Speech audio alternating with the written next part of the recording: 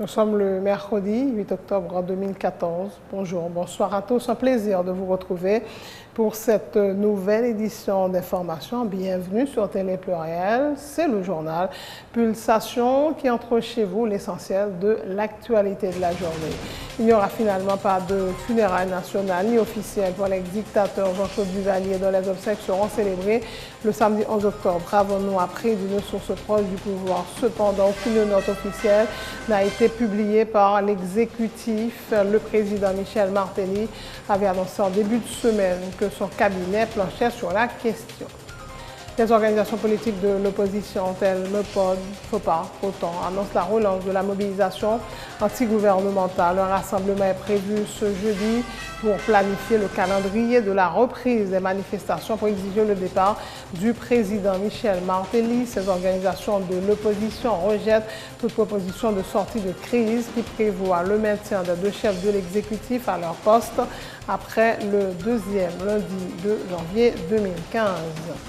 L'arme à feu retrouvée sur la scène du crime et qu'avait utilisé Maître Osner Févry Junior pour se donner la mort appartient à son père, Maître Osner Févry. C'est en tout cas ce qu'a indiqué ce mercredi le porte-parole adjoint de la PNH, Gary Desrosiers, précisant qu'il s'agit d'un pistolet de calibre 9 mm.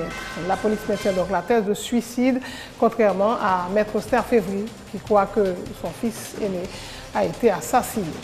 35 arrestations, 30 véhicules, 5 kilos de marijuana, 30 kilos de drogue synthétique confisquée et une arme saisie. C'est le bilan des opérations de la DCPJ depuis le 1er octobre. Les individus appréhendés sont impliqués notamment dans des cas de vol de véhicules, viol, homicide, menace de mort, trafic illicite de stupéfiants et simulation de kidnapping, selon la police.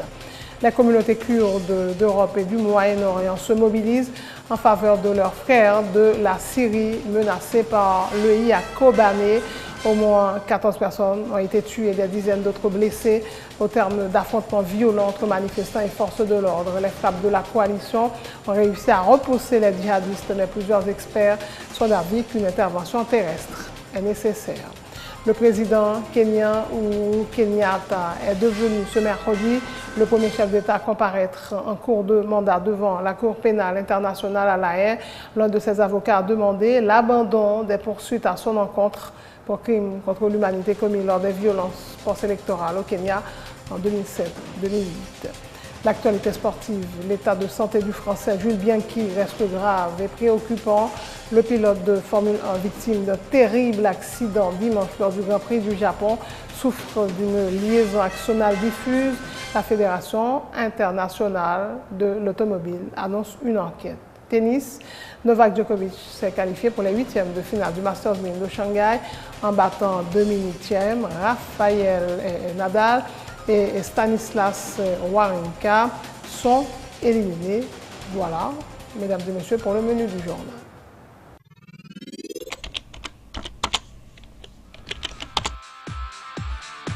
Bienvenue à cette édition d'information Pulsation, l'essentiel de l'actualité de la journée. Merci de votre fidélité. Bienvenue dans ce premier numéro de Pulsation Week-end.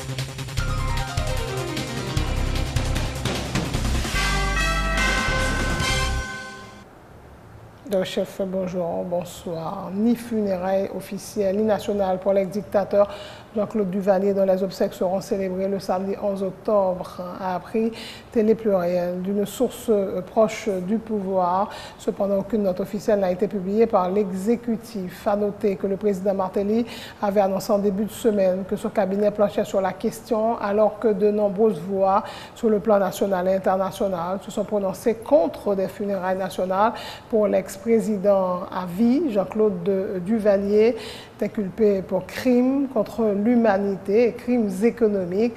L'ex-dictateur Jean-Claude Duvalier est décédé le 4 octobre dernier des suites d'une crise cardiaque. Autre point de l'actualité, des organisations politiques de l'opposition, telles MEPOD, FOPARC, autant, annoncent la relance de la mobilisation antigouvernementale. Un rassemblement est prévu ce jeudi pour planifier le calendrier officiel de la reprise des manifestations pour exiger le départ du président. Michel Martelly a indiqué ce mercredi. Serge Jean-Louis, l'un des porte-parole du MEPOD. Après le deuxième lundi de janvier 2015, le Parlement sera dysfonctionnel.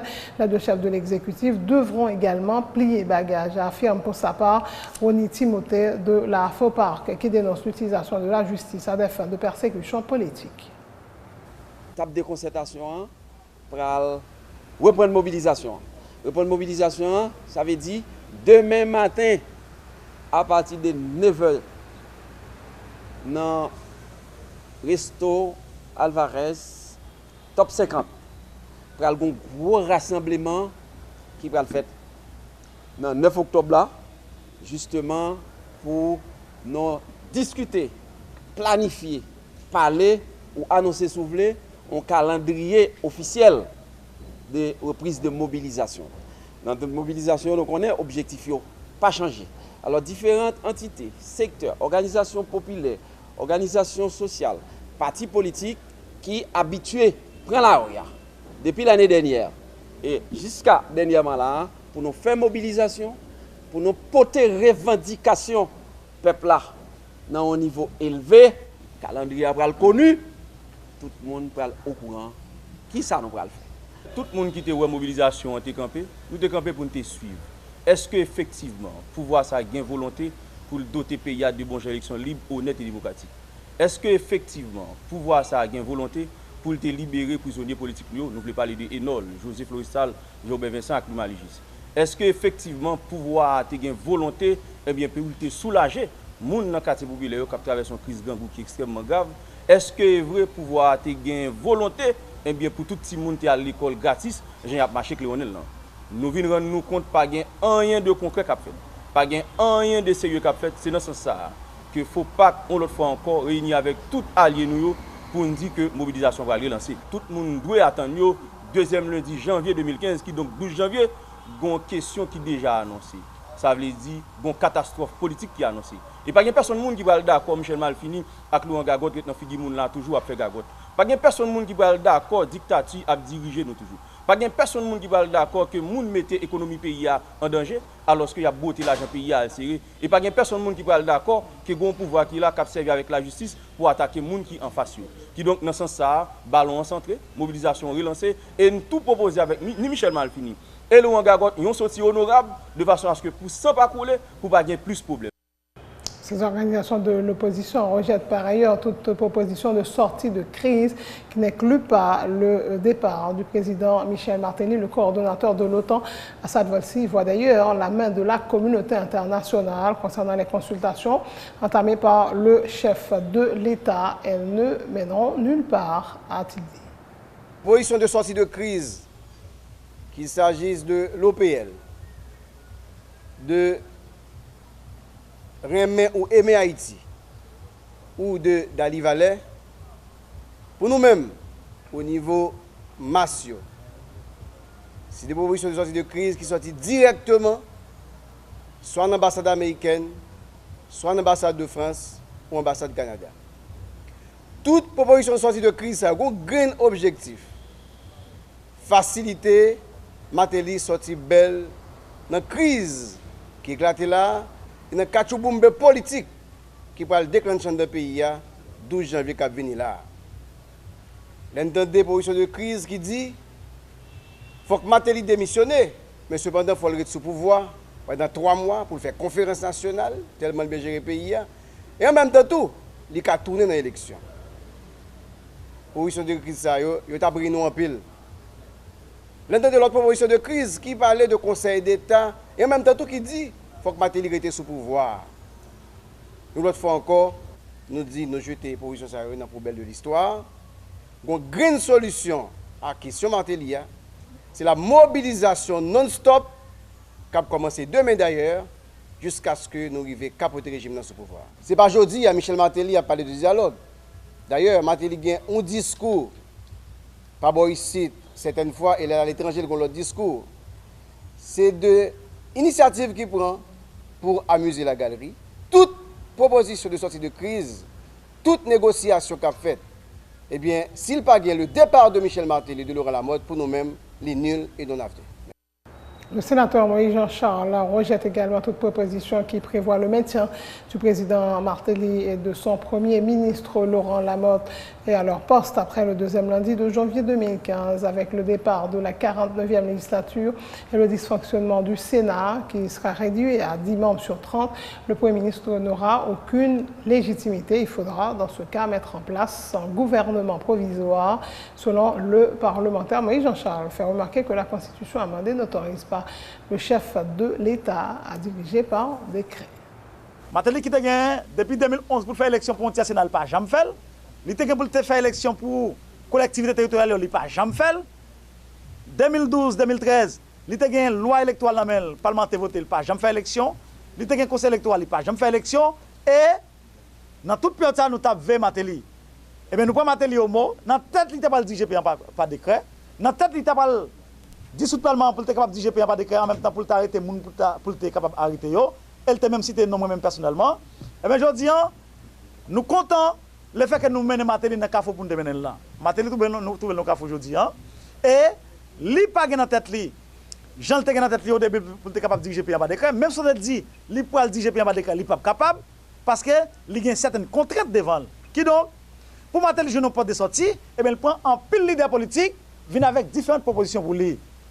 Proposition ça yo, on pas adhérer Mario. Même c'est la même proposition d'Alian, on est capable de dire adhérer Mali, mais bon point pas adhérer Mali, il prévoit Martelly là-dedans. Alors que moi-même, proposition pas non, prévoit pour Martelly en dedans pénitentiaire national. C'est là le problème là. C'est la différence là. Proposition pas non prévoit pour Laurent Lamotte en dedans pénitentiaire national, mais yo même yo pas mettre elle qui donc nous pas adhérer nous à véritable proposition ça yo. Pour qui ça? Est-ce qu'on fait son base de la loi? Je me suis dit là, il pas fait son base de la loi. Pour qui ça? Je dis à nous tous connaissons, l'État fait amendement constitution 87 là. Article qui te permet au président de diriger par décret, nous te retirons. Article 285-1 de la constitution. Deuxièmement, Parlement pas crasé. Parlement poil dysfonctionnel. Le fait que le Parlement pas crasé, Martelly pas décider pendant 10 sénateurs là, non non 10 sénateurs qui pas arrêter. Qui donc? Premier ministre lui-même tout, qui découlait des parlements, Premier ministre, légitimité là tombée. Qui donc? C'est une négociation qui vous faites pour l'autre Premier ministre. Dans le cadre des consultations sur la crise, le président Martelly s'est entretenu mardi, notamment avec des dirigeants politiques tels Chavannes Jeune de l'Alliance chrétienne et citoyenne pour la reconstruction d'Haïti, ACRA, et le président du parti Rémain Haïti, Eslom Raymond. Ce dernier a appelé les protagonistes à privilégier les intérêts du pays en vue de mettre un terme à la crise. Moi, dit président, préoccupation pas nous. Et que l'obliger continuer de dialoguer, puisque c'est le jeu de la démocratie. L'élection a été faite déjà depuis 2011, et que, en tant que chef de l'État, il a gagné responsabilité de pays à Namel, et au 12 janvier, c'est le seul monde qui a gagné légitimité politique et populaire. Et que ces responsabilités parlent. Comme il y a plusieurs propositions qui sont faites, et que Martelly est capable toujours, dans sa sagesse, de faire une synthèse de toutes les propositions et pour que évite le pays de une catastrophe politique qui est capable d'arriver après le deuxième lundi janvier 2015. Personne n'est capable de gagner intérêt dans ça. Et d'autant, juillet 2015, pour faire 100 ans, depuis Bot Ferry, tu débarqué sur le territoire ça, et tu as fait 34 ans. Vous pensez la facile pour synthétiser toute proposition ça lorsque nous connaissons l'intérêt ou pas même? Et c'est normal. Et c'est ça qui fait sens pays, c'est ça qui fait sens la vie, c'est leur intérêt ou pas même. Mais il y a un intérêt qui même, ce pays. Puisque que on a crasé brisé, que on a un gouvernement, que on a l'opposition, que on pas rien du tout, que c'est journaliste, que c'est médecin, que c'est juriste, que c'est professeur, que c'est paysan, nous avons un seul point commun qui c'est pays. Et ça me dit président, il y a un carrefour historique. Et c'est un moment difficile que grands hommes révélés. Président capable de révéler, ils sont grands nègres, ils sont grands hommes politiques, ils sont grands présidents. Même après 100 ans, petit pays après ouais que c'est une situation difficile qui t'a annoncé et que le président de la République là, Michel Joseph Martelly, fait une proposition à la nation, lui permettre que le pays a sorti dans sa ligne.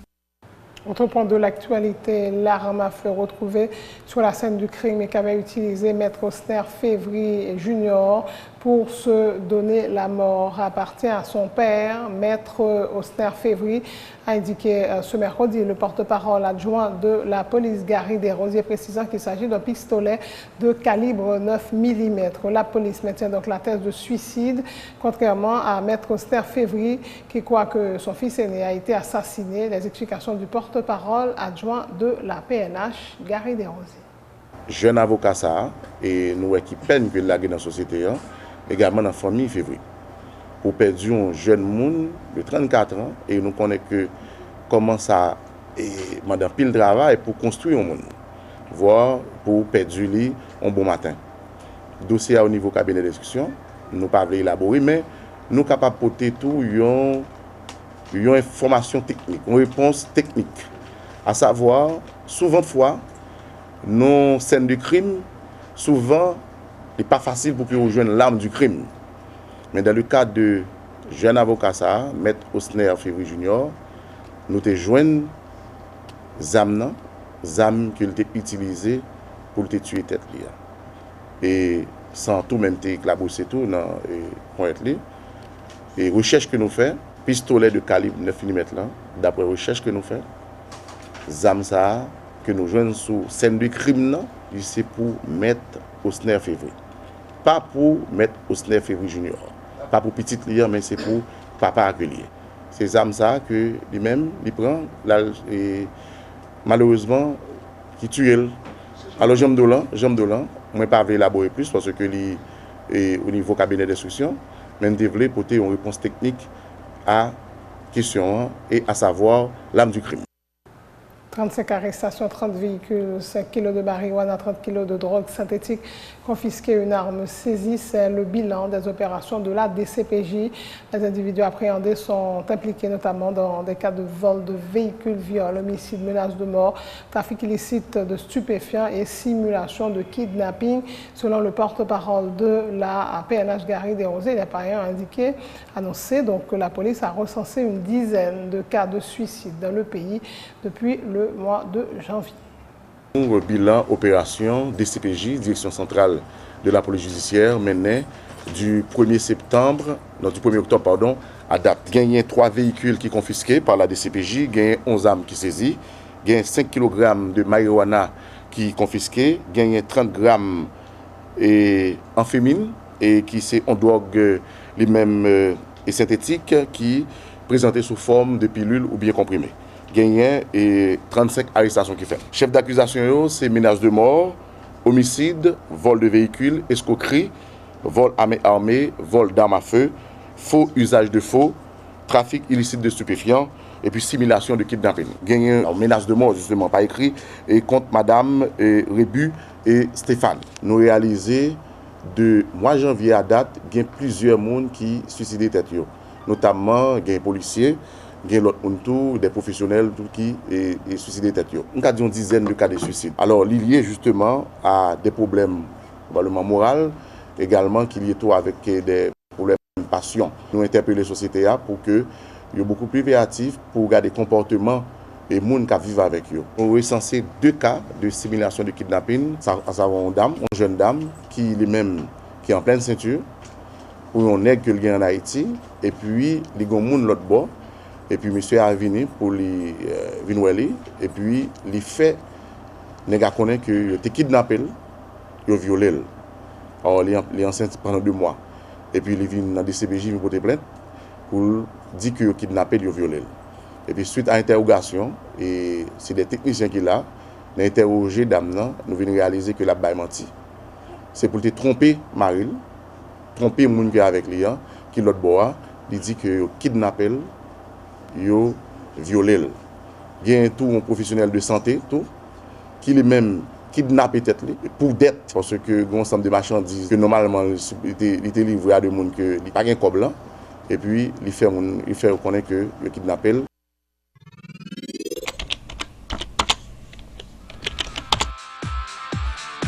Bienvenue dans cette édition d'Information Pulsation, l'essentiel de l'actualité de la journée. Merci de votre fidélité. Bienvenue dans ce premier numéro de Pulsation Week-end.